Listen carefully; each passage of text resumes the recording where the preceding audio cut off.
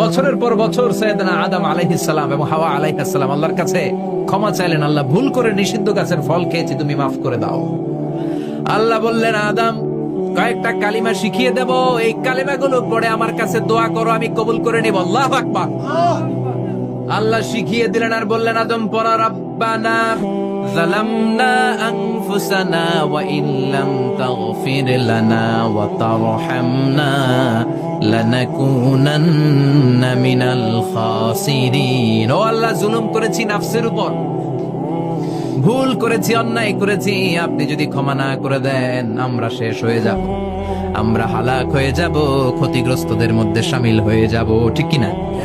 আল্লাহ সাইয়েদনা আদম আলাইহিস সালামের তওবা কবুল করলেন।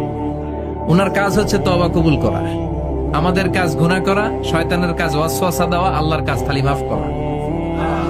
সুবহানাল্লাহ পড়বেন না?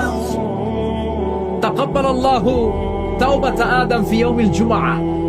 আল্লাহ যেদিন আদম আলাইহিস সালাম তাওবা যে কবুল করছেন, ঘোষণা দিয়েছেন, এই ঘোষণাটা ছিল জুমার দিনের ঘোষণা।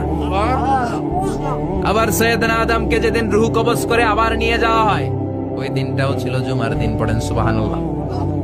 পৃথিবীতে একজন মানুষই শুধু জানতেন যে তিনি পৃথিবীতে কতদিন বাঁচবেন, সেটা হচ্ছে সাইয়েদনা আদম আলাইহিস সালাম। ওনাকে বলে দেওয়া হয়েছিল, আমরুকা